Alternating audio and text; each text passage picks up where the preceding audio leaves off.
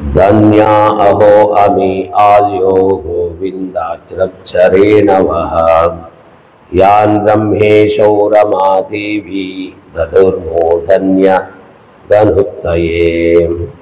ओ सकुलारा గోవింద పాదపద్మ రజము ఎంత పవిత్రమైనదనగా బ్రహ్మ శివుడు లక్ష్మీదేవి అయినను పాప పరిహారార్థము దానిని తమ శిరముల యందు దాల్చుదురు.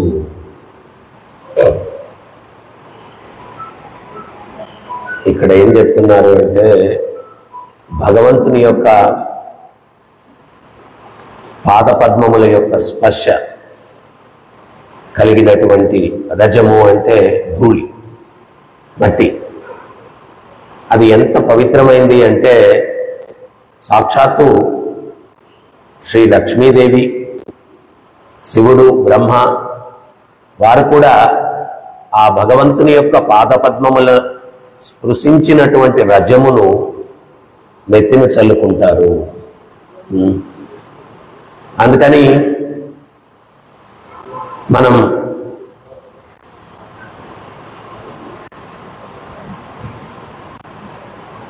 మందిరంలో స్వామి ముందు కాలు మీద కాలు వేసుకోకూడదు, మామూలు కూర్చోండి.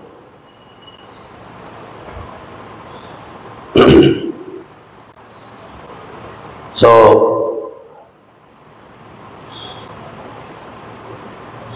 అంటే వాళ్ళేదో అపవిత్రులు అయ్యారని, వాళ్ళేదో పాపాలు చేశారని ఆ రజాన్ని నెత్తినేసుకొని పునీతులు అవ్వాలని కాదు. ఇక్కడ మనం అర్థం చేసుకోవాల్సింది ఏంటి అంటే భగవద్గీతలో భగవంతుడు ఒక విషయాన్ని చెప్తున్నారు. యద్యత్ ఆచరతి శ్రేష్ఠ తత్తేవతరోజన సాయత్ ప్రమాణం కురితే లోకస్తదను వర్తతే. నాయకులుగా ఉన్నటువంటి వ్యక్తులు ఏ మార్గాన్ని అవలంబిస్తారో సామాన్యులు దాన్ని అనుసరిస్తారు.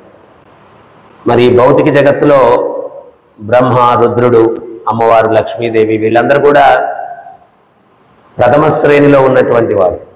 సో వాళ్ళు ఏంటి అంటే మనలాంటి వారికి ఒక ఉదాహరణ చూపించడానికి. మీరు మన పరంపరలో చూస్తే గౌర్ కిషోర్ దాస్ బాబాజీ మహారాజ్ ఆయన ఏమన్నారంటే, నేను మరణించిన తర్వాత నా యొక్క శరీరాన్ని నవద్వీపం అంతా కూడా కాళ్లకు తాళ్లు కట్టి ఈడ్చుకొని వెళ్ళండి మట్టిలో అన్నారు. ఎందుకంటే గౌరంగ మహాప్రభు ఆయన సంచరించినటువంటి ప్రదేశము, ఆయన అనుమాయులు ఎంతో మంది భాగవతులు, భగవద్భక్తులు సంచరించినటువంటి ప్రదేశము. నా యొక్క ఈ భౌతిక శరీరము ఆ మట్టిలో ఈడ్చుకొని వెళ్తే నేను పవిత్రునవుతాను, నేను శరీరం త్యజించిన తర్వాత ఈ రకంగా చేయండి అని చెప్పి ఆయన కోరుకున్నాను. అతను చెప్పి ఆ రకంగా చేయమని ఆయన వినయంతో నా యొక్క శరీరాన్ని అట్లా ఈడ్చుకొని వెళ్ళండి నవద్వీపంలో మొత్తం మహాప్రభు. మనం బృందావనానికి వెళ్ళినప్పుడు కూడా ఆ మట్టిని నెత్తిన చల్లుకుంటాం. మొదట ఏం చేయాలంటే ఏ ధామానికి వెళ్ళినా కానీ ప్రణామం చేయాలి. పుణ్య నది దగ్గరికి వెళ్ళినప్పుడు కూడా చాలా మంది డైరెక్ట్గా దిగేస్తారు నీళ్ళలో. లేదు, ఆ నదిని గౌరవించి మొదట ప్రణమొల్లి తర్వాత నీరు తీసుకొని 3 సార్లు నెత్తిన ప్రోక్షణ చేసుకొని అప్పుడు నీళ్ళలోకి దిగాలన్నమాట. నేరుగా నీళ్ళలోకి దిగకూడదు. ఎందువల్ల అంటే నదీమ తల్లి ఆమె చాలా గొప్ప పవిత్రమైనటువంటి స్వరూపం కదా. మరి నువ్వు వెళ్ళిపోయి మొదట్లో నేను కాళ్ళు పెట్టేస్తానంటే అది కరెక్ట్ కాదు. అందుకనే ఆచార్యులు ఏది ఎట్లా చేయాలా అనేటువంటి సాంప్రదాయాలన్నిటినీ కూడా శాస్త్రాల్లో నిక్షిప్తం చేశారు. నువ్వు ఎట్లా వ్యవహరించుకోవాలి. అందుకని మనం శాస్త్రం చదవాలి. అట్లీస్ట్ చదవకపోయినా శాస్త్రం వినాలి. వినది ఏదైతే ఉందో దాన్ని మనం అమలు పరచడానికి ప్రయత్నం చేయాలి. ఇక్కడ ఇంకోటి ఏంటి అంటే మనందరం కూడా అర్థం చేసుకోవాల్సింది, భక్తిలోకి రావడం ఒక అంశం, వచ్చిన తర్వాత పూర్ణత్వాన్ని సాధించడం రెండోది. వచ్చినంత మాత్రాన మనం పుష్ప విమానం రెడీగా ఉంది అక్కడ అంటే లేదు. ఎంతో కష్టపడాలా, తపస్సు చేయాలా, త్యాగం చేయాలా, ఇవన్నీ చేస్తేనే. ఇప్పుడు నామదేవ్ ఉన్నాడు, వారి యొక్క తండ్రి పూజారి ఎక్కడ? విఠలుని దేవస్థానంలో. ఆయన ఒకరోజు తండ్రి గారు బయటికి వెళ్తూ నామదేవుడు చెప్పారు, నాయన కొంచెం భగవంతుని చూసుకో, ఆరతి గిరతి నైవేద్యాలు ఇవన్నీ చూసుకో అని చెప్పి అవి ఎట్లా చేయాలో కూడా చెప్పి వెళ్ళారు. ఈ నామదేవ ఆరతి గిరతి అయిపోయిన తర్వాత నైవేద్యం తీసుకెళ్ళి పెట్టారు. ఈయన చిన్నపిల్లడు 7 సంవత్సరాల వయసు ఏమో అనమాట.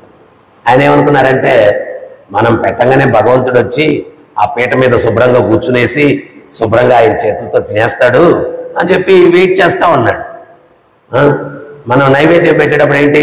మొదట ఇదం ఆసనం స్వాగతం సుస్వాగతం ఆచమనీయం, తర్వాత ఇదం నైవేద్యం నైవేద్యానంతరం పునర్ ఆచమనీయం. సో ఆ పద్ధతి ప్రకారం నేను స్వాగతం అనగానే కృష్ణుడు వచ్చేస్తాడు. ఆసనం పెట్టాను కదా, దాని మీద కూర్చుంటాడు. ఆయన శుభ్రంగా తింటాడు. నేను చూడొచ్చు, ఈరోజు మా నాన్నగారే చూస్తున్నారు స్వామి తినేది, ఈరోజు నాకు అవకాశం వచ్చింది, నేను చూడొచ్చు అని చెప్పి మంచి పేటేసి దాని మీద మంచి వస్త్రం వేసి ఆయన నైవేద్యం పెట్టి భగవంతుడిని ఆహ్వానించాడు. ఆహ్వానిస్తే భగవంతుడు రాలేదు.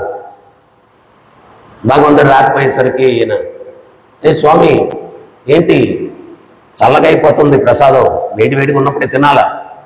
చిన్నపిల్లలకి వడ్డిచ్చేస్తే వాడు ఆడుతూ ఉంటాడు. ఆడుతూ ఉంటే అమ్మ అంటుంది, రే చల్లగా అయిపోతుంది తినరా అంటాడు. అట్లాగే ఈయన అమాయకంగా, స్వామి చల్లగా అయిపోద్ది తిను నువ్వు, పెట్టాను కదా. ఏం స్పందన లేదు. ఆయన, ఇదేంటిది, మా నాన్నగారు పెడితే తింటావు, నేను పెడితే తినవా? మళ్ళా పాపం బాల్యోచితంగా ఉన్నాడు. ఆయనకి తెలీదు ఆయన తినడం మొదలు పెడితే మనం పెట్టడం ఆపేస్తామని. సో మళ్ళా గట్టిగా, లేదు లేదు రండి రండి. ఎంత ప్రాధేయపడినా భగవంతుడు రావట్లేదు. ఇంకా ఎంత మొండికేసాడంటే, చిన్నపిల్లలు మామూలుగా ఏదైనా ఇవ్వకపోతే వాడు తల నేలకేసి కొట్టేసుకుంటాడు, గోడకేసి కొట్టేసుకుంటాడు, ఇవన్నీ చేస్తాడు. సేమ్ అదే బాల్యోచితంగా మీరు కానీ స్వామి విఠల నేను పెట్టిన ఆహారం కానీ తీసుకోకపోతే నేను తల నేలకేసుకొని మోదుకొని ప్రాణత్యాగం చేస్తాను, తల నేలకేసుకొని దమా దమా దమా కొట్టుకుంటాను. గాయం అయిపోయింది, రక్తం వచ్చేస్తా ఉంది. అప్పుడు విఠలుడు, ఏ నామదేవ్ ఆగా ఆగా నేను తీసుకుంటాను. ఆయన వచ్చి ఆ పీట మీద శుభ్రం కూర్చొని తిన్నాడు. ఇంకా ఆ రోజు నుంచి నామదేవ్ ఎప్పుడు పిలిచినా పలుకుతూ ఉండేవాడు. ఒకరోజు నామదేవ్ ఒక సత్సంగానికి వెళ్ళాడు. ఆ సత్సంగం కుండల వాయిద్యం వాయించే వ్యక్తి ఇంటికి అనమాట. వెళ్తే అందరూ సాధువులు వృత్తాకారంలో కూర్చున్నారు సత్సంగం చేయడానికి. నిగ మెరుస్తున్నాయి. ఆ రోజే కొట్టుకున్నట్టున్నారు అందరు గుండ్లు. సత్సంగానికి వెళ్తున్నాం కదా. ఇంతకుముందు ఏంటి అంటే ఏదైనా కార్యక్రమం అంటే అప్పుడు షేవింగ్ చేసుకునేవాళ్ళు.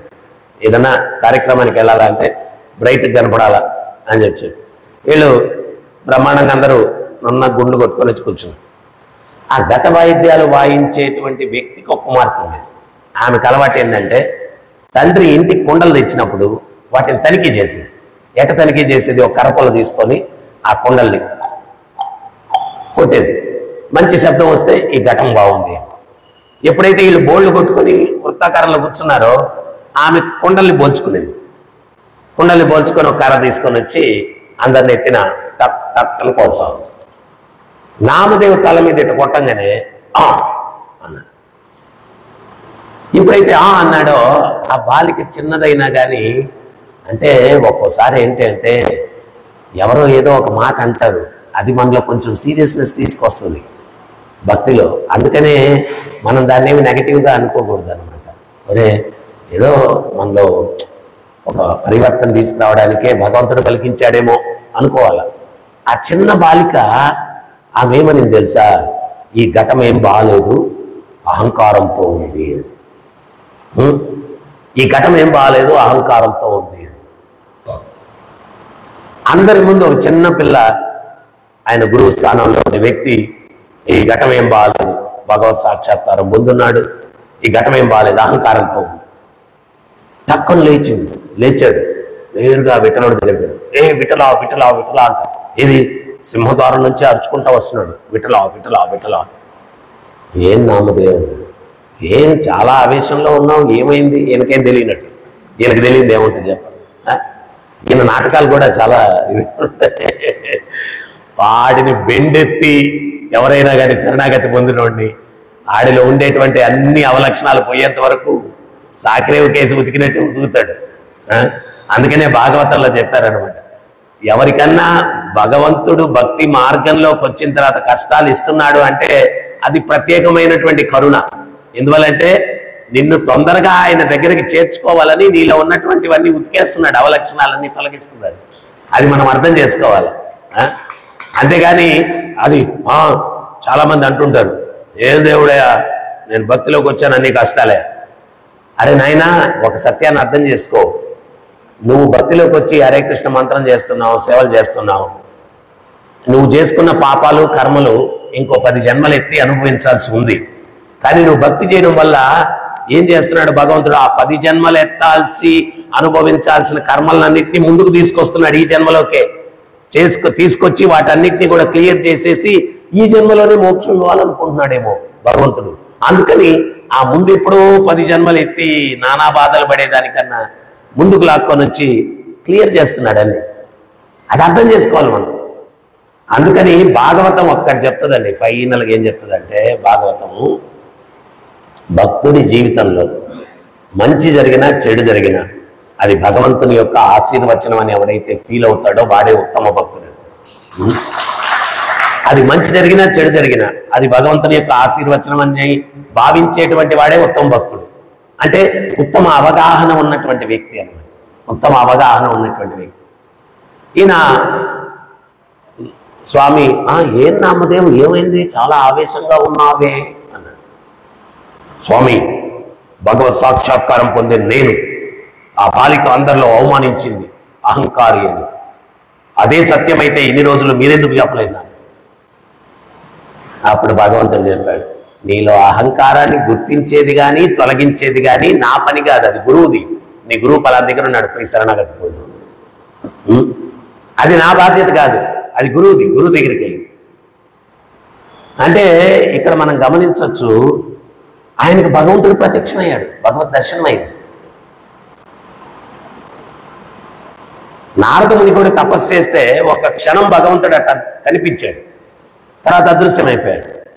అప్పుడు నారదముని కనిపించి అదృశ్యమైపోయావేంటి స్వామి అంటే, అప్పుడు భగవంతుడు చెప్పు, నా రుచి ఏంటో నీకు తెలియపరిచాను, తర్వాత నన్ను పూర్ణంగా పొందడానికి నువ్వు తపస్సు చేయాలి. మనకు కూడా మొదట్లో వచ్చి కీర్తనలో పాల్గొన్నప్పుడు ఇప్పటికీ చాలా తేడా ఉంది. మొదట్లో కీర్తన పాల్గొన్నప్పుడు అబ్బో చాలా డ్యాన్స్ చేసాం, అది చేసాం. ఇప్పుడు డ్యాన్స్ చేయమన్నా కానీ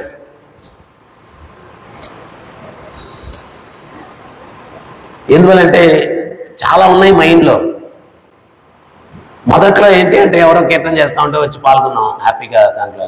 ఇప్పుడు నేను కీర్తన చేయాలనుకుంటే ఆయన చేసేస్తున్నాడు, బుర్రలో అది ఉంది. ఇంకేం ఎంజాయ్ చేస్తావు నువ్వు? ఇంకా కీర్తన జరిగినంత వరకు ఆయన చూస్తావు. నేను చేయాలనుకుంటే వాడు చేసేస్తున్నాడు. ఇంక నువ్వు కీర్తన ఎంజాయ్ చేసేది ఏముంది? మైండ్ అంతా అతని మీద ఉంది, ఆ స్వామి మీద కూడా లేదు. అంటే ఒక ఎగ్జాంపుల్ మైండ్ ఎట్లాగా పనిచేస్తుంది. ఎందుకు మనం ఎంజాయ్ చేయట్లేదు భక్తిని అంటే, మనం మొదట్లో ప్లెయిన్గా వచ్చాం, తెల్ల పేపర్ లాగా వచ్చాం, ఏం లేవు, అందుకని చెప్పి హ్యాపీగా ఉండింది. కొన్ని రోజులు అయిన తర్వాత ఈయనది కొంత రాసుకున్నాం పేజీ, ఆయనది కొంచెం రాసుకున్నాం పేజీ, ఈయనది కొంచెం రాసుకున్నాం ఆ తెల్ల పేపర్లో. అప్పుడు వాళ్ళు నలుగురు మన చుట్టూ ఉన్నప్పుడు ఏమైతే వాళ్ళ గురించి పేజీల్లో రాసుకున్నాం అవి గుర్తొస్తున్నాయి, అందువల్ల అది ఎంజాయ్ చేయలేకపోతా ఉన్నాం. సత్యం అండి ఇది. అవన్నీ ఆ అనవసరమైనవన్నీ గుర్తొస్తా ఉన్నాయి, అందువల్ల మనం అది ఎంజాయ్ చేయలేకుండా ఉన్నాం. అదే మొదటి రోజు మనం ఎట్లాగా ప్లెయిన్గా వచ్చామో, ఎవరి మీద శత్రుత్వం లేదు, ఎవరి మీద అసూయ లేదు, ఎవరి మీద ద్వేషం లేదు, ఎవడు మిత్రుడు కాదు, ఎవడు శత్రువు కాదు. భగవంతుడు ఎందుకు చెప్పాడు? అరే నాయన, నువ్వు ఎవరిని శత్రువుగా భావించకూడదు, ఎవరిని మిత్రుడుగా భావించకూడదు, అప్పుడే ప్రశాంతం ఉండగలం. ఊహించుకుందాం, మనం ఒకరిని శత్రువుగా భావించాము, ఒకరిని మిత్రుడుగా భావించాము. మనిషి పోయిన తర్వాత శత్రువు ఏంటి, మిత్రువు ఏంటి, ఆడికి మనకు అసలు సంబంధం ఏంటి, అందుకని ఒక క్లారిటీతో బతకాలి, మనం జీవించాలి. ఏంటి ఆ క్లారిటీ అంటే, ఇది ఒక డ్రామాలో స్టేజ్ మీద ఏం జరిగినా కానీ కలత చెందకూడదు. అది డ్రామా అంటే అది అంత సామాన్యం కాదులేండి, చాలా కష్టం. ఆ స్థాయిలో జీవించడం అనేది చాలా కష్టం. కానీ రియాలిటీ అది, సత్యం అది. ఇప్పుడు స్టేజ్ మీద డ్రామాలో భార్యాభర్తలుగా యాక్ట్ చేస్తారు. అసలు ఆ స్త్రీకి ఆ పురుషుడికి సంబంధం లేదు, వాళ్ళు ఆర్టిస్టులు అంతే. ఒకడు పిల్లోళ్ళలాగా యాక్ట్ చేస్తాడు స్టేజ్ మీద. డ్రామా అయిపోయిన తర్వాత దిగిన తర్వాత రావే నా పెళ్ళమా అంటే తంతది, నీకు నాకు సంబంధం ఏంది, అరే రారా నా బిడ్డ అంటే మా ఇంటికి వెళ్తా నేను. స్టేజ్ ఇది. ఆడ శుభం కట్టం పడిన తర్వాత ఇంకా సంబంధం లేదు ఎవరికి. ఈడ మృత్యువు కట్టం పడిన తర్వాత ఎవరికి సంబంధం లేదు. సంబంధం లేని దానికోసం ఎందుకు ఈ తాపత్రయం అర్థం చేసుకోవాలా? శాస్త్రం అదే చెప్తుంది. నువ్వు ఎప్పుడైతే సత్యంలో జీవిస్తావో అప్పుడు ప్రశాంతంగా ఉంది. సత్యం ఏంటి? ఇవన్నీ కూడా నాటకం, ఇవన్నీ కూడా నాటకం. సో అప్పుడు నీ గురువు పలానా దగ్గర ఉన్నాడు, వెళ్ళు ఆయనకి శరణాగతి. భగవంతుడు ఏంటి అంటే ప్రాథమికంగా మనం భక్తిలోకి వచ్చినప్పుడు ఆ రుచి కలిగిస్తాడు. ఎందువల్లంటే ఆ రుచి ఏంటో, ఆ రుచి మనకు తెలియకపోతే అసలు రాము కదా, మళ్ళీ రెండో రోజు రాము కదా. నాకు బాగా ఈ రోజుకి కూడా నా ఫస్ట్ మూమెంట్ కృష్ణ కాన్షియస్లో నాకు బాగా గుర్తుందన్నమాట. నేను బెంగళూరు వెళ్ళాను. ఆ రోజు నగర సంకీర్తన అని చెప్పి రేవతి రమణ ప్రభు నన్ను తీసుకెళ్లారు. జస్ట్ 19 years నాకు అన్నమాట. ఫస్ట్ టైం ఆ కీర్తనలో డ్యాన్స్ చేస్తూ ఉంటే నేను ఎగిరిన ఎగురులో మళ్ళా ఎప్పుడు వస్తా ఆ రోజు అనుకుంటా ఉంటా అప్పుడప్పుడు. ఇందాక మీకు చెప్పిందే, ఏం లేవు లోపల. ఎగిరి ఆనందం. వాళ్ళందరూ భక్తులు అబ్బా ఏం ఎగురుతున్నాడు, ఈరోజు వచ్చాడు భలే ఎగురుతున్నాడు అని ప్రశంసలు. సో హ్యాపీ, ఆనందం ఏం లే. సో ఇంకా అప్పుడు ఎప్పుడు నగర సంకీర్తన ఇంకా పరిగెత్తేవాళ్ళం. నగర సంకీర్తన అన్నా, రథయాత్రలు అన్నా. నాకు బాగా గుర్తు, మైసూర్లో 91లో ఫస్ట్ రథయాత్ర చేసామన్నమాట. నేను చేరి 1.5 year అయింది. ఆయన అందరూ వీళ్ళు గురు మహారాజ్ ఫారిన్ డివోటీస్ అందరినీ తీసుకొచ్చారనమాట. తీసుకొస్తే నా ఫ్రెండ్ ఒక ఆయన అమృతేష్ ప్రభు అని ఉంటారు, ఆయనే వీడియోగ్రాఫర్ అనమాట. అక్కడ నేను డ్యాన్స్ చేసే విధానం చూసి గురు మహారాజ్ ఆయన పిలిచి వీడిని షూట్ చేయని చెప్పారు. సో ఏం లేదు లోపల, హ్యాపీ. మేము అప్పుడు ఏంటంటే సండే అయితే సాయంత్రం సంధ్యా ఆరతిలో ఈ పూలు డెకరేషన్ చేయడానికి తంతులు కట్టుండేవాళ్ళు టెంపుల్ హాల్లో, ఆ షెడ్లో. మేము ఎగిరితే ఆ తీగ తగిలేదు పైన నెత్తికి, ఆ తీగ తగిలేదు, అంత ఎత్తున ఎగిరేవాళ్ళం. ఎంత అది గంటన్నర ఎంత నృత్యం చేసేవాళ్ళం అంటే, నృత్యం చేసి బయట ప్రసాదం మార్చడానికి సర్వీస్కి వస్తే మా బాడీలో నుంచి, అక్కడ చలి ఎక్కువ కదా, మా బాడీలో నుంచి పొగలు వస్తుంది, అంతగా నృత్యం చేస్తుంది. అంటే ఒక ఆర్ట్ మనం నేర్చుకోవాలి. ఏంటది అంటే ఏదైనా కానీ ఎప్పటికప్పుడు మర్చిపోవడం. అయితే మనకు మంచి చేసే ఇన్స్ట్రక్షన్ మర్చిపోకూడదు. ఇప్పుడు చెప్పారు నాయన ఇటు జపం చేయాలా, ఇటు సేవ చేయాలా. ప్రభు మీరు చెప్పారు కదా మర్చిపోమని, మర్చిపోయాను ప్రభు. మీరు చెప్పారు కదా మర్చిపోమని చెప్పి చెప్పేటప్పుడు నేను మర్చిపోయాను. అది కాదు, ఏది మనల్ని భక్తి పురోభివృద్ధి మార్గంలో ఆటంకపరుస్తుందో దాన్ని మర్చిపోవాలి. సో అప్పుడు మనం ఈ మార్గంలో పురోభివృద్ధిని సాధించేదానికి అవకాశం ఉంది. సో భగవంతుడు మొదట ఆ రుచి ఇస్తాడు. ఇంకొకటి భక్తులు కూడా గమనించాల్సింది ఏంటి అంటే, బై హుక్ ఆర్ క్రుక్ రుచిని కోల్పోకుండా చూసుకోవాలి. భక్తిని ఆ మాధుర్యాన్ని కోల్పోకుండా చూసుకోవాలి. ఆ రుచి కోల్పోతే ఇంక హోప్ ఏముంది? ఇప్పుడు గులాబ్ జామున్ అనగానే నోట్లో నీళ్లు ఊరుతాయి, ఎందుకు చెప్పండి? దాని రుచి వల్ల. మరి కాకరకాయ అంటే నీళ్ళు ఊరట్లేదే, ఎందువల్ల? దాని రుచి వల్ల. గులాబ్ జామున్ కాకరకాయ లాగా రుచిగా ఉంటుందంటే అసలు గులాబ్ జామున్ టాపికే లేదు కదా, మనం ఇప్పుడు డిస్కస్ చేయం కదా, రసగుల్లా మీదకి వెళ్ళిపోతాం మనం. గులాబ్ జామున్ చేదుగా ఉంటుంది కాకరకాయ లాగా అనుకుంటే అసలు డిస్కషన్కే పాయింట్, అది సబ్జెక్టే కాదు అది. సో అందుకని భక్తిలో ఏంటి అంటే మనం ఎంత అంటే, ఇప్పుడు నాకు కొంచెం రుచి తగ్గుతూ ఉంది, నామం పట్ల రుచి తగ్గుతూ ఉంది, ఏదన్నా మా జపం గురించి ఒక 2 పేజీలు ప్రభుపాదుల పుస్తకాలు చదవంగానే ఏమవుతుంది అంటే ఆ ప్రభుపాదుల వారు డైరెక్ట్గా మనకు మాట్లాడతారు, మళ్ళీ రుచి కొంచెం వస్తుంది. ఏదైనా సేవ చేయాలంటే రుచి తగ్గుతూ ఉంది, ఈరోజు ఏదైనా ప్రవచనం వినాలి, వినకపోతే రుచి తగ్గిపోతే నేను సేవ చేయలేను సరిగ్గా. సో ఎవరిని వాడు రక్షించుకునేదానికి వాడు ఆతృతపడి ఇవన్నీ చేయాలా, పదే చెప్పడం కాదు. ప్రభుపాదుల వారు ఒక లెక్చర్లో చెప్తారనమాట, గురువు ఎంతవరకు, తండ్రి ఎంతవరకు, మనం తప్పటడిగిలా వేసేటప్పుడు పడిపోకుండా చేయి పట్టుకొని నడిపిస్తాడు. నువ్వు నడక నేర్చుకున్న తర్వాత కూడా 15 సంవత్సరాలు వచ్చినా, 20 సంవత్సరాలు వచ్చినా, 30 సంవత్సరాలు వచ్చినా, నాన్న నా చేయి పట్టుకొని నడిపించు నాన్న అంటే, నేను నడక నేర్పించేశాను కదా, ఇంక నువ్వు నడవాలా. భక్తిలో కూడా గురువు ప్రాథమిక దశలో చెప్తాడు, ఇది ఇది ఇది ఇది అని చెప్తాడు. చెప్పిన తర్వాత మనం దాన్ని నేర్చుకోవాలా, నేర్చుకొని ఆ మార్గంలో వెళ్ళాలా.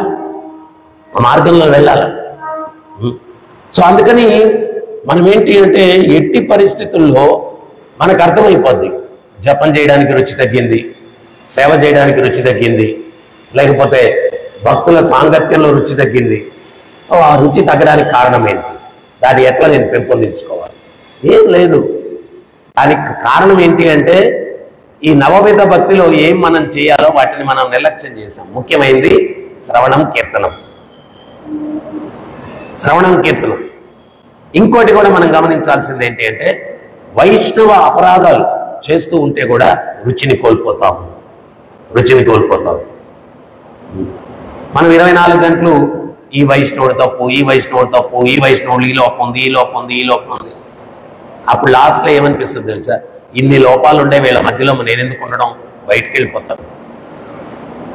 బయట ప్రభుపాదులు వారు చెప్తారు, వీళ్ళకి రోగం ఉంది, అట్లీస్ట్ ట్రీట్మెంట్ తీసుకున్నారు.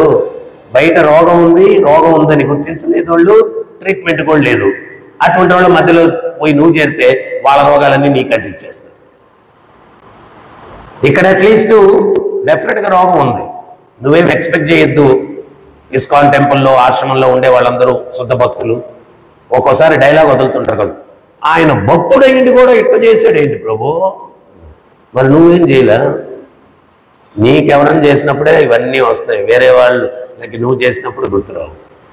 మనం అంతా కర్ణుడు రథం భూమిలో కూరుకుపోయి ఉంటే అర్జునుడిని తీసుకొని వచ్చేసరికి నీతులు చెప్తున్నాడు కర్ణుడు.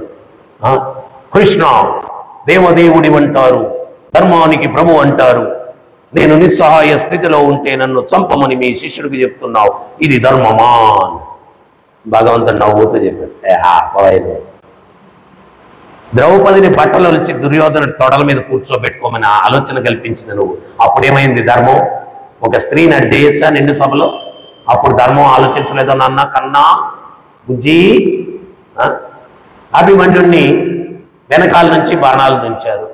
చిన్న అస్త్రాన్ని అర్థించుకున్న 8 మంది మహారథులు అతి నిస్సహాయ స్థితిలో అతి నీచంగా చంపారు.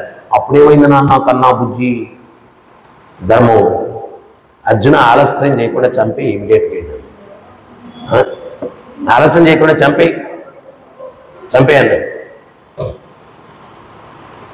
సో మనం ఏంటి అంటే మన దాకా వస్తే నీతి ధర్మం ఇవన్నీ మరి వేరే వాళ్ళకి మనం చేసినప్పుడు గుర్తురావు ఇవన్నీ కూడా. అందుకని మనం ఏంటి అంటే ఒక్కటే మనం అర్థం చేసుకోవాలా, భాగవతం చదివేది ఎందుకు, దాన్ని మన జీవితంలో ఇంప్లిమెంట్ చేసుకునేదాన్ని. ఎవడన్నా ఒకవేళ నెగటివ్గా కూడా వివర్తించుకున్నా కానీ ఏమర్థం చేసుకోవాలంటే రాహుగణుడి సందేశం ఒకటి ఉంటుంది. రాహుగణుడికి జడభర్తుడు చెప్తాడు, ఏమంటాడంటే ఆయనేమో ముందు జన్మలన్నీ గుర్తున్నాయి, కింద క్రిమికీటకాదులు పోతున్నాయి, ఈయన పల్లకి మోస్తున్నాడు. వాటిని దొక్కితే మళ్ళా పాపం ఎందుకని చెప్పి వాటిని తప్పిస్తూ పల్లకి మోస్తున్నాడు. ఈయన రాహుగనుడేమో ఎద్దులాగా ఉన్నావు, దున్నపోతులాగా ఉన్నావు, సక్రమంగా మొయ్యలేవా ఏంటి అది ఇది అన్నాడు. అంటే అప్పుడు జడభరతుడు అన్నాడు, నేనెవరనుకున్నావు, చక్రవర్తిని, నేను అది, నేను ఇది ఇదన్నాడు. అప్పుడు ఈయన అన్నాడు, స్వామి ఒకప్పుడు నేను కూడా చక్రవర్తినే, ఇప్పుడు బోయిని. అయినా ఒకటి అర్థం చేసుకోండి, డ్రామా ఆర్టిస్టులకి ఎవ్వరికీ కూడా స్వతంత్రత లేదు. నటించేవాడు నటుడికి ఎవరికి కూడా స్వతంత్రత లేదు. ఎందువల్ల డైరెక్టర్ అట చెప్తే నటుడు అట నటించాలి. మనం చేసిన కర్మను బట్టి సుప్రీం డైరెక్టర్ ఎవరు అంటే ఆ భగవంతుడు. మనకు స్వేచ్ఛ లేదు. ఎవరన్నా ఏదన్నా భిన్నంగా వ్యవహరిస్తున్నారు అంటే మనం ఏమర్థం చేసుకోవాలంటే, ఓ ఈ వ్యక్తి తను చేసిన కర్మను బట్టి ఆ కర్మ అతన్ని డ్రైవ్ చేస్తుంది, అతన్ని నెడుతుంది, ఈ రకంగా ప్రవర్తించండి. ఏం చేస్తాం? కృష్ణ ఆ కర్మ ప్రవాహం నుంచి, ప్రభావం నుంచి అతను బయటపడేటట్టుగా ఆశీర్వదించవయ్యా అని చెప్పి ఒక ప్రేయర్ చేయడం, అంతకన్నా మనం ఏం చేయకూడదు. ఎందువల్లంటే మనం కూడా ఆ కర్మ ప్రభావం యొక్క ఫోర్స్లోనే ఉన్నాం. అయితే మళ్ళా ఇక్కడ ఇంకో సమస్య కూడా వస్తుంది. ప్రభు మీరు కరెక్ట్గా చెప్పారు ప్రభు, నేను భక్తి చేయలేకుండా అన్నానంటే మీరు చెప్పారు కదా కర్మ ప్రభావం, అంతే ప్రభు. మీరు అసలు నాకేం చెప్పినా వేస్ట్ ప్రభు, మీరేం చెప్పదు కూడా ప్రభు, నా కర్మ ఏం చేస్తాం. ఇప్పుడు భగవంతుడు ఏంటి అంటే ఏదో ఎప్పుడో చిన్న సుకృతి చేశాం మనం, దానివల్ల ఈ మార్గంలోకి వచ్చాం. సో మనల్ని ఉద్ధరింపజేయడానికి భగవంతుడు ఎవరో ఒకరిని పెట్టుంటాడు. వాళ్ళు నాయన బయటపడు. ఎవరో ఒకటి రోడ్డు మధ్యలో కూర్చొని ఉన్నాడు, మదపటేనుకు వస్తుందంట, అది వీడిని తొక్కేస్తుంది. పైన మావటివాడు కూర్చొని ఉన్నాడు. మావటివాడు చెప్తున్నాడు, ఇది చాలా పిచ్చేనుగు, ఇది జరుగు నువ్వు. వీడంటున్నాడంట, ఏనుగులో ఉండే పరమాత్మ నాలో ఉండే పరమాత్మ ఒకటే. నేను నాలో ఉండే పరమాత్మకు చెప్తున్నా, ఏనుగా నువ్వు నన్ను తొక్కకుండా పక్కకి వెళ్ళిపోవాలి, అందుకని నేను జరగను. ఆ ఏనుగులో పరమాత్మ ఏనుగునే పక్కకు పంపించాలి. అది వచ్చి శుభ్రంగా దొక్కేసింది. అప్పుడు ఆచార్యులు ఏం చెప్తున్నారంటే, ఒరే పిచ్చోడా, ఏనుగులో ఉండే పరమాత్మ, మావటివాడిలో ఉండే పరమాత్మ, నీలో ఉండే పరమాత్మ కూడా ఒకటే. మావటివాడిలో ఉండే పరమాత్మ చెప్తున్నాడు కదా పక్కకు జరగరా అని చెప్పి, అది నువ్వు గుర్తించి జరగచ్చు కదా. ఏనుగుకి భాష రాదు, అది చెప్పుందేమో అని ఉంటుంది, అరిచి ఉంటుంది. దానికి అర్థం జరగరా పక్కకి పనికి మాలనోడా నువ్వు ఏమో, దాని భాష వీడికి రాదు కాబట్టి వీడికి తెలియలా. మరి భాష వచ్చినోడు చెప్తున్నాడు కదా, మావటోడు పైన కూర్చొని జరగరా బాబు ఇది పిచ్చిది తొక్కేస్తుందని, మరి నువ్వు ఎందుకు వెళ్ళలేదు? ఇంకొకటి కూడా భక్తిలో మనం అర్థం చేసుకోవాల్సింది ఏంటి అంటే, భగవంతుడు సంధి కోసం వచ్చాడు కదా. కౌరవులందరూ కూర్చొని ఉన్నారు. కౌరవులందరూ కూర్చొని ఉంటే సంధి కోసం వచ్చాడు ఆయన. వస్తే కృష్ణుడు మాట్లాడుతూ ఉంటే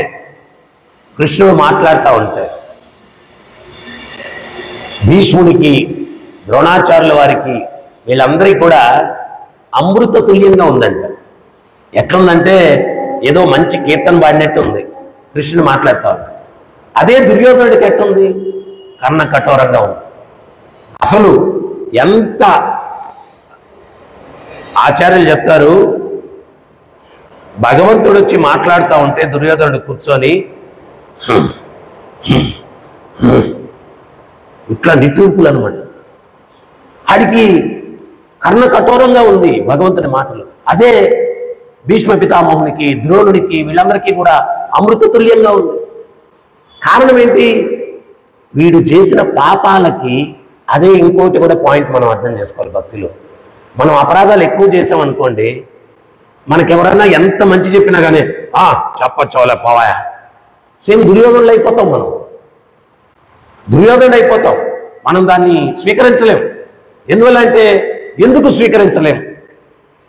స్వీకరిస్తే కాపాడబడతాం, స్వీకరించకపోతే మనం చేసిన పాపాలకు శిక్షించబడతాం. నువ్వు శిక్షించబడడం అనేటువంటిది నీ డెస్టినీ కాబట్టి నువ్వు అక్కడ అంగీకరించలేవు, దాన్ని తీసుకోలేవు. తీసుకునేదానికి ఉదాహరణలు చూడండి. స్వామి ప్రభుపాదులు వారు ఆయన ఎంత పెద్ద సంస్థని ప్రపంచవ్యాప్తంగా ఏర్పాటు చేశారు. ఎవరో ఒక వ్యక్తి కర్మి అంటాం కదా, భౌతిక జీవితం గడిపేవాళ్ళు, వాళ్ళు వచ్చి ఒక సలహా ఇస్తే మనంగానైతే నేను ఎంత సీనియర్ని నాకు చెప్తావా అంటాం. ప్రభుపాద ఏమనేవారు తెలుసా? మా గురువు గారు పంపించారు వెళ్ళి నాకు ఈ సలహా ఇవ్వడానికి. మా గురువు గారు పంపించారు నన్ను ఈ సలహా ఇవ్వడానికి. మీరు ఇది చెప్తే నేను ఉదాహరణ నచ్చ, మేము ప్రభుపాద్ కన్నా గొప్పవాళ్ళం.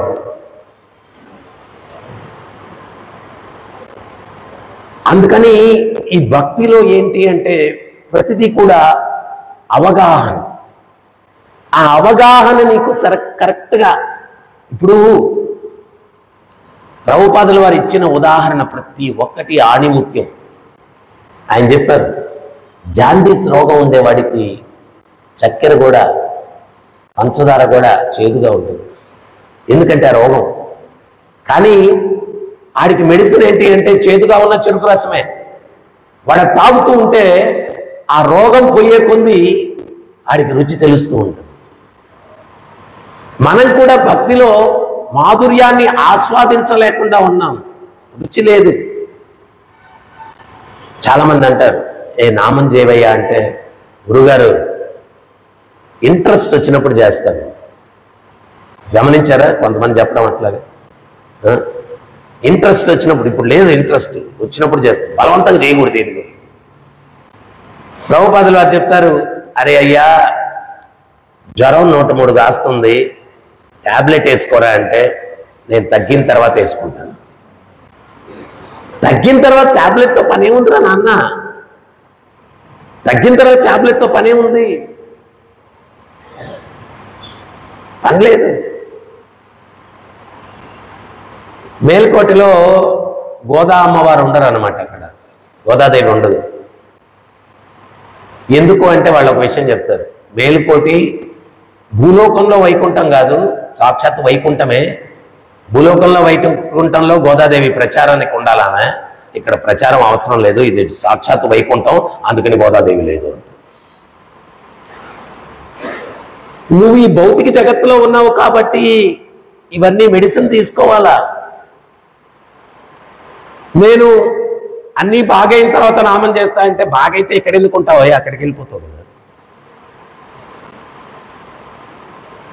బాగలేవు కాబట్టి హాస్పిటల్లో ఉండాలా? బాగైపోతే నిన్ను ఉంటానన్నా ఉంచుకోరు, రోగం అంతా పోయింది కదా నీకు ఇక్కడ డిశ్చార్జ్ అంటే, ఇప్పుడంటే ఉంచుకుంటారులేండి. నాకు మొన్న అదేదో అపెండిసైటిస్ ఆపరేషన్ అయ్యి మరుసటి రోజు ఆ యాంటీబయాటిక్స్ అవన్నీ వాడడం వల్ల హెవీగా చెస్ట్ పెయిన్ వచ్చింది. మళ్ళీ ఉదయంతో 3 o'clockకి హాస్పిటల్కి వెళ్ళాను. ఆ డాక్టరు నాకు భాష తెలియదని ఆ జూనియర్ డాక్టర్కి చెప్తున్నాడు, ఏదో ఒకటి చెప్పి ఐసీయూలో పడే అంటున్నాడు. ఏదో ఒకటి చెప్పి ఐసీయూలో పడే అంటున్నాడు. నేను అది నేసి, నువ్వు ఎక్కడ నన్ను వేసినా నేను వెళ్ళిపోతాను, మాత్రం ఇస్తే ఈ లేకపోతే.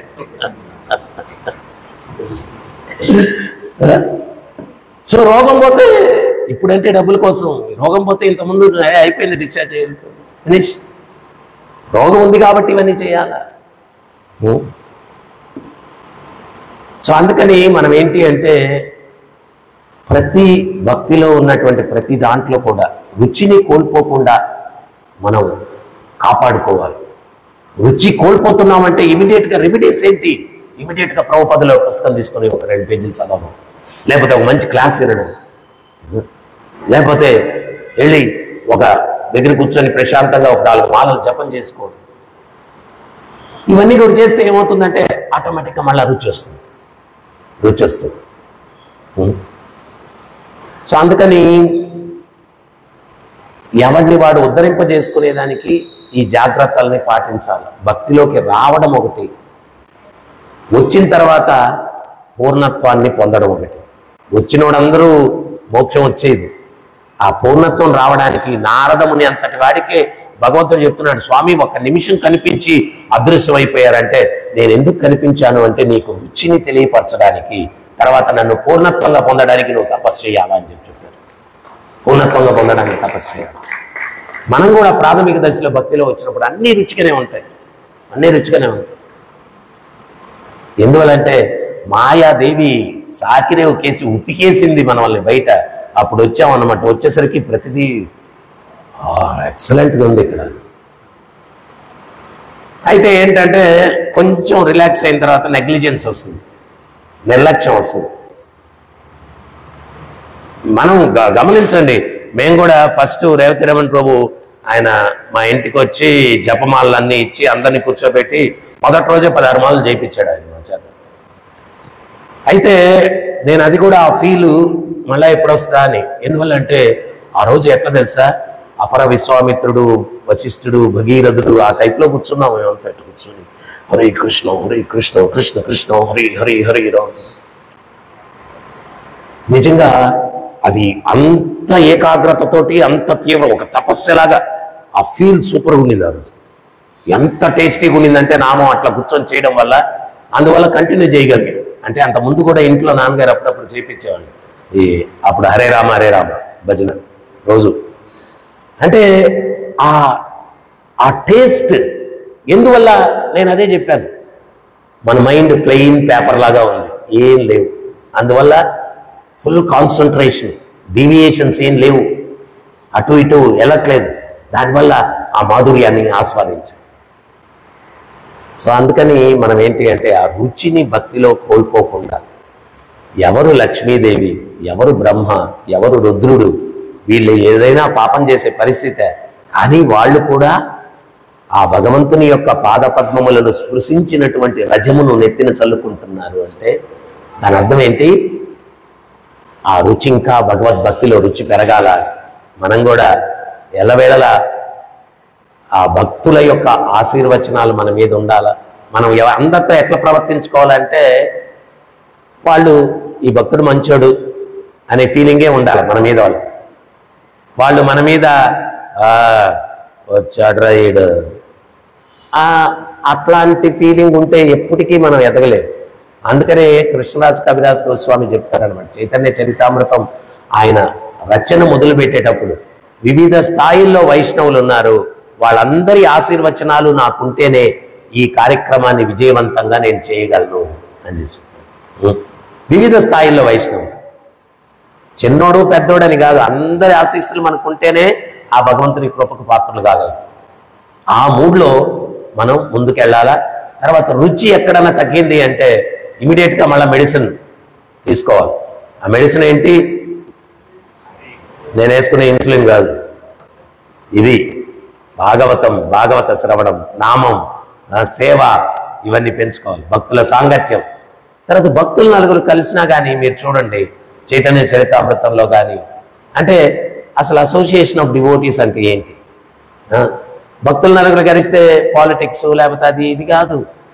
భక్తుల సాంగత్యం అంటే మీరు చైతన్య చరితామృతం తీసుకోండి, ఈ దక్షిణ దేశంలో ఉన్నటువంటి ఆళ్వార్ల చరిత్రలు తీసుకోండి, లేకపోతే కర్ణాటకలో ఉన్నటువంటి భక్తులు దాసులు తీసుకోండి, పురంధర దాసు, కనకదాసు, వీళ్ళందరూ కూడా మనం ఎన్నో కథలు విన్నాం. వాళ్ళు ముగ్గురు కలిస్తే కృష్ణుని గురించి చర్చించుకోవాలి.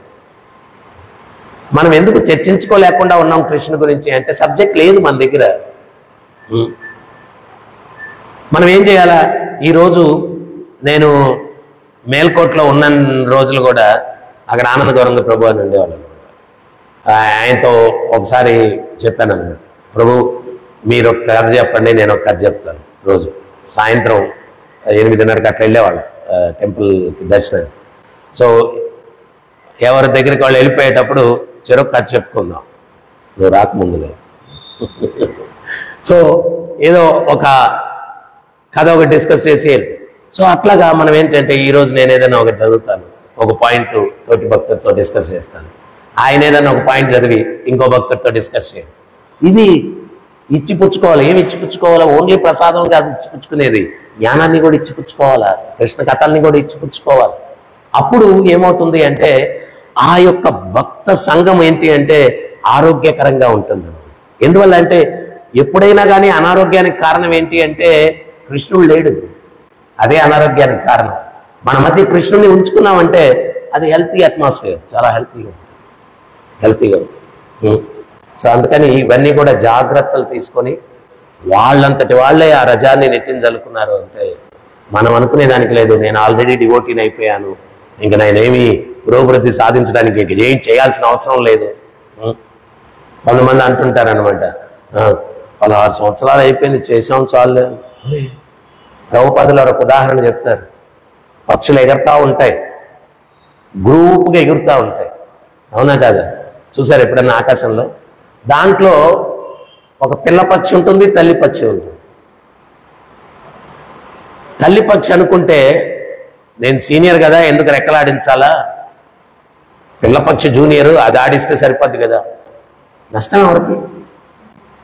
అది రెక్కలు ఆడించడం ఆపిందంటే దమ్మను పడిపోద్ది. మనం కూడా స్వామిని చేరుకునేంత వరకు సీనియరా జూనియరా కాదు, నువ్వు ఆడిస్తూనే ఉండాలి. ఏం ఆడించాలా? హరే కృష్ణ హరే కృష్ణ కృష్ణ కృష్ణ హరే హరే, హరే రామ రామ రామ హరే హరే ఆడిస్తూనే ఉండాలా. లేదు నేను సీనియర్ని, రెక్కలేను, తప్పని పడిపోతుంది. అవన్నీ ఒక దిశలో పోవాలనుకుంటాయి పక్షులన్నీ. మనం ఇప్పుడు రాజమండ్రి నుంచి పుణ్యక్షేత్రంలో ఒక చెరువు ఉంది, అక్కడ పక్షులు వస్తాయి, అక్కడికి వెళ్ళాలా అనుకునేంత వరకు తల్లి పక్షి అయినా పిల్ల పక్షి అయినా తండ్రి పక్షి అయినా అన్ని పక్షులు కూడా రెక్కలు ఆడిస్తాల్సిందే. మనందరం కూడా గోలేంటి, గోలోకానికి వెళ్ళాలా.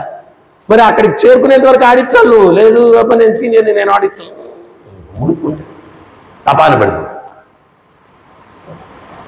సో అందుకని ఇవన్నీ కూడా మనం జాగ్రత్తలు వహిస్తూ, అందుకనే ఆచార్యులు చెప్పారు భక్తి జీవితం అంటే కత్తి మీద సాము లాంటిది.